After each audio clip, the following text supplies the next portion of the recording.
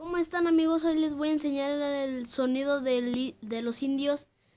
Y lo único que van a tener que hacer es poner esta mano así, la otra así, la ponen así. Y luego así, de esta manera va a tener un huequito así. Y vamos a soplar por esta parte de arriba, de aquí. De aquí, no de acá, de acá no, de aquí. Y miren.